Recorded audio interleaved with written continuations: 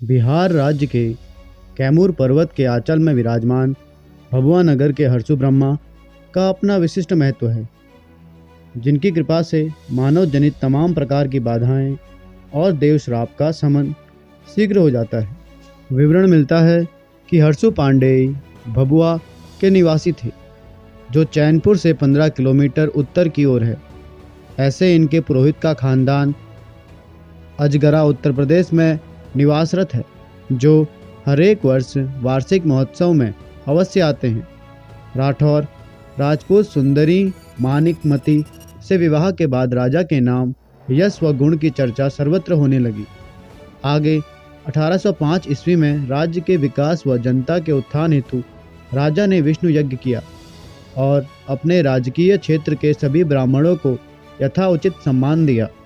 इस कार्य में श्री हरसु पांडेय का पूर्ण सहयोग प्राप्त हुआ, जो राजमहल के ठीक सामने ही विशाल भवन में रहा करते थे। विवाह के 30 साल गुजर जाने पर भी जब राजा को पुत्र रत्न की प्राप्ति नहीं हुई, तब यह राजा के लिए ही नहीं बल्कि प्रजा के लिए भी चिंता की बात थी। हरसु पांडेय ने सभी ज्योतिषियों के आधार पर बताया कि राजन, आपको इस पत्नी से पुत्र योग अपूर्ण रहेगा, इस कारण आप दूसरा विवाह कर लें, तब वंशवृद्धि अवश्य होगी। जब महारानी ने यह सब जाना तो उन्हें अपार कष्ट हुआ कि हरसु पांडेय के प्रभाव में आकर राजा उसकी उपेक्षा कर रहे हैं। रानी ने अंत में कह ही दिया कि मुझे आपका पुनर्विवाह स्वीकार नहीं। अब राजा करे भी तो क्या।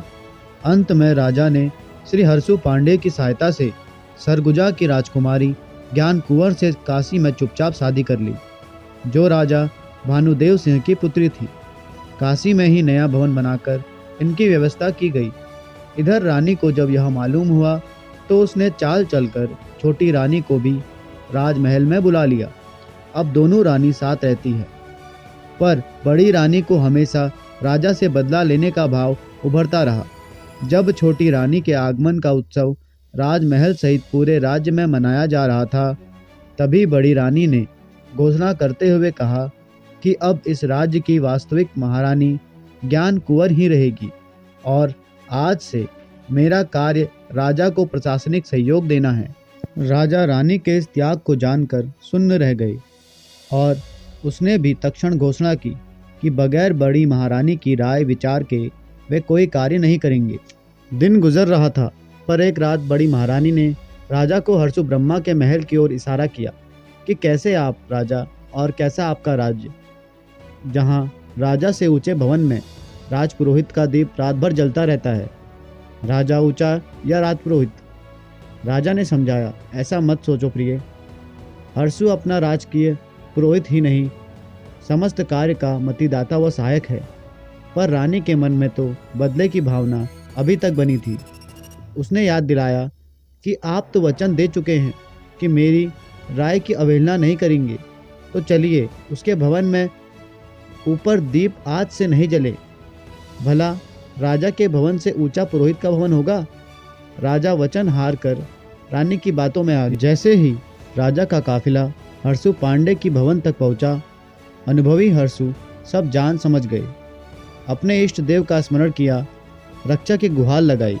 फिर क्या था, ब्रह्म देवता के परम उपासक हरसु पांडेय की रक्षा अदृश्य रूप से ब्रह्म शक्ति करने लगी। संपूर्ण राज्य में हाहाकार मच गया।